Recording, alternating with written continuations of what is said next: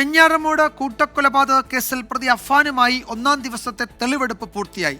പിതൃമാതാവ് സൽമ ബീവിയെ കൊലപ്പെടുത്തിയ വീട്, പേരുമലയിലെ അഫാന്റെ വീട് എന്നിവിടങ്ങളിലായിരുന്നു തെളിവെടുപ്പ് നടന്നത്. നാളത്തെ ചോദ്യം ചെയ്യലിന് ശേഷം പ്രതിയെ വീണ്ടും കോടതിയിൽ ഹാജരാക്കും.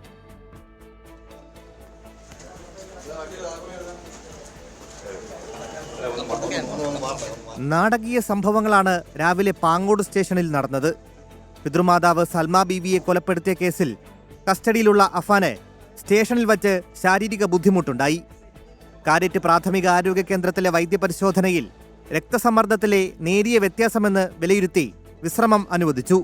ഇതോടെ തെളിവെടുപ്പ് വൈകിട്ട് 4 മണിയോടെ മാത്രമാണ് തെളിവെടുപ്പ് ആരംഭിച്ചത്. സൽമ ബീവിയെ കൊലപ്പെടുത്തിയ താഴെ പാങ്ങോട്ടെ വീട്ടിലാണ് ആദ്യം തെളിവെടുപ്പിനെത്തിച്ചത്. കനത്ത പോലീസ് സുരക്ഷയിലും നാട്ടുകാർ തടിച്ചുകൂടിയെങ്കിലും പ്രതിഷേധമുണ്ടായില്ല. പിന്നീട് നേരെ വെഞ്ഞാറമൂട്ടിലേക്ക്.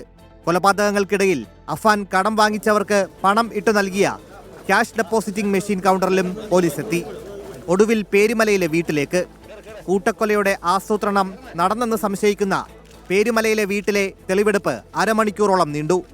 നാളെ കൂടി വിശദമായി ചോദ്യം ചെയ്ത ശേഷം അഫാനെ തിരികെ കോടതിയിൽ ഹാജരാക്കും. പിന്നീട് നിർണായകമായ 4 കൊലപാതക കേസിലും മാതാവിനെ കൊലപ്പെടുത്താൻ ശ്രമിച്ച കേസിലും വെഞ്ഞാറമൂട് പോലീസ് അഫാനെ കസ്റ്റഡിയിൽ വാങ്ങും. സ്വർണമാല പണയം വയ്ക്കാത്തതിനെ തുടർന്നുണ്ടായ വൈരാഗ്യത്തിൽ നടത്തിയ കൊലപാതകം എന്നാണ് അഫാൻ പാങ്ങോട് പോലീസിന് നൽകിയിരിക്കുന്ന കുറ്റസമ്മതമൊഴി. 24 തിരുവനന്തപുരം.